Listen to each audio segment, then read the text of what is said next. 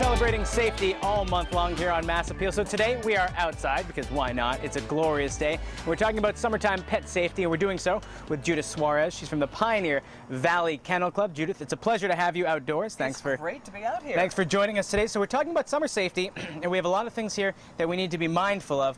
What about sneakers? Why do we have to be mindful of our sneakers this summer? Well, actually, I brought that to remind me that dogs don't wear shoes. They don't.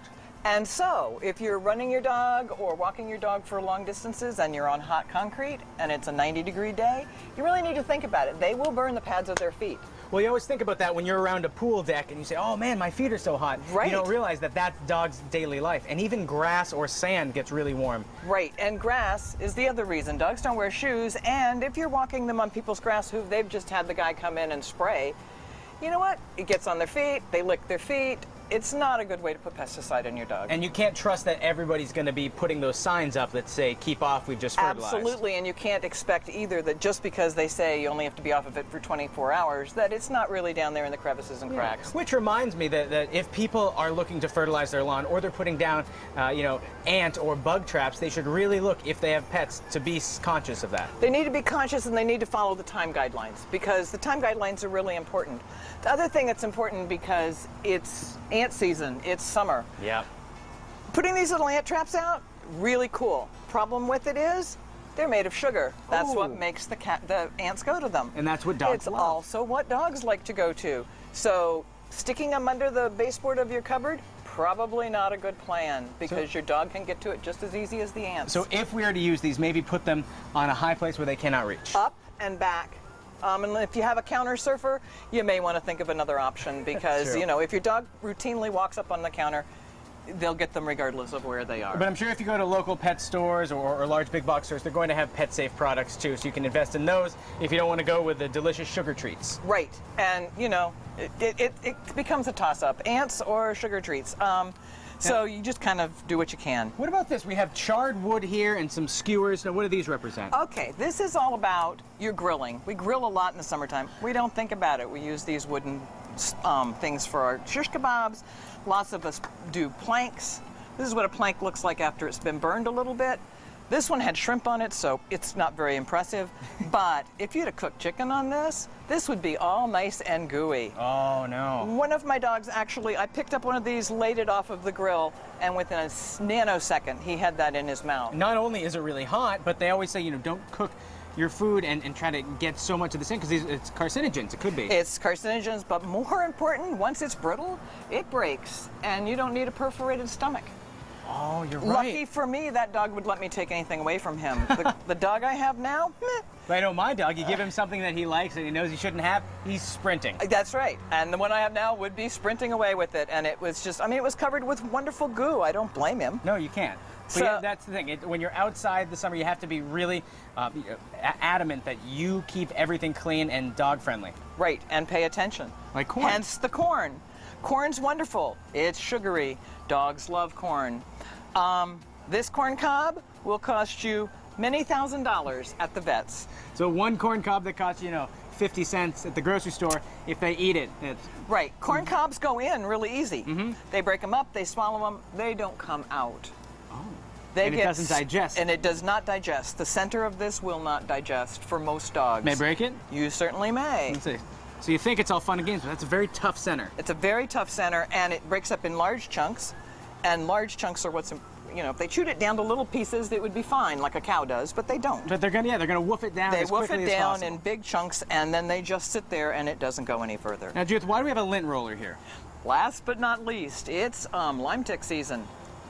And one of the quickest and cleanest and best ways to deal with lime ticks, oddly enough, and I read this online and I was so excited, when you come back in from your walk, regardless of whether you have a short or a long-haired dog, you run this sucker. On yourself would help too, but run it up and down their legs.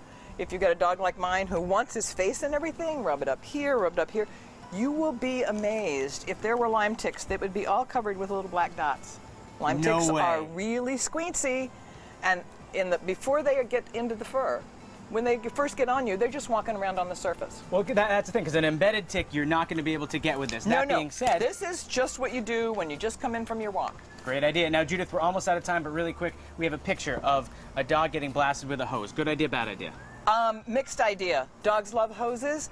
Two things wrong with that picture. One is most modern hoses are full of carcinogenics because we got all that nice plastic in it to make them really bendable.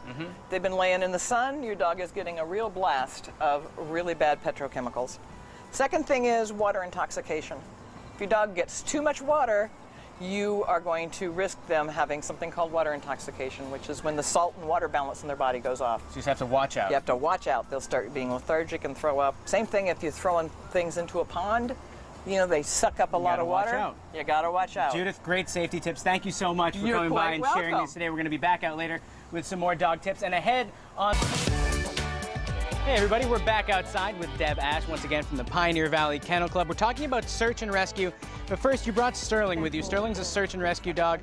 Tell us a little bit about your pet. Sterling is a 9-year-old German Shepherd, and she's an advanced certified cadaver dog, and she's made several finds in the course of her 9 years. But search and rescue isn't something that's reserved for being a cadaver dog, for helping out the police. You can do it at home, and you can have your dog, search for your socks, search for tennis balls. What makes it such a great thing for an owner and a pet to do together? This is basically a hide and seek game, whether you're looking for someone lost in the wilderness or you're looking for, like you say, your socks. And it's a very fun game to play with your dog, and it also engages your dog's brain, which is And very it's so important. It keeps them Correct. active, it increases their Correct. lifespan. So the best way to start this, if you're thinking about doing it at home, because any dog can learn it. Any dog can learn it. The first thing you do, you hide yourself, right? If you want the dog to find you, you hide yourself. Have someone hold the dog, hide yourself. If you want them to find a sock or whatever else, you just have them. Sterling, come here. Come here. Sit. You do the touch and treat. Touch, treat. So once again, the touch here, we have a Q-tip, and that's This scented. is a Q-tip. It has one of the nosework odors on it, which is clove.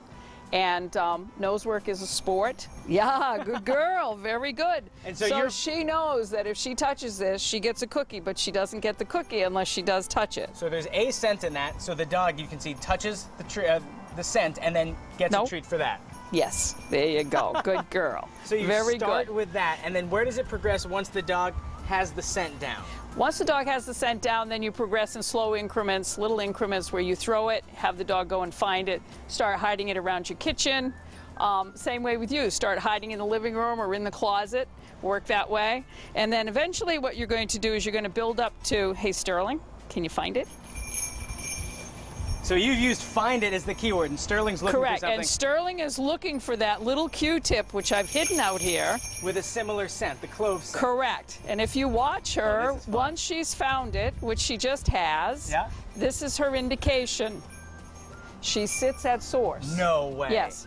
That's the trained part of search and rescue. So if you were helping out the police with an investigation and they might have found what they're looking for, the dog will sit there. She will sit there. She works independent of me, and she will sit at source. That's fascinating. So whether you're trying, to help out our police or do it to yourself, it's something that's so much fun for you. It and your is. pet. It's a blast for the dogs. What a great idea. So once again, you start with the treat.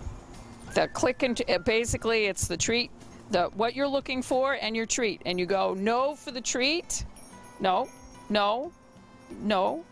So you touch, Yes, and there then they you get go. the treat. Very good. Very Great. nice. And that's the thing too. At the end of the day, Yes, there you go. it's all good about girl. building that bond with your pet. That's right. It's something that's so important, and it can also help out the community. Correct. Deb, thank you so much for helping us out today. It's a You're pleasure. very welcome. And if you want more information on anything that you've seen today, just head to mymassappeal.com.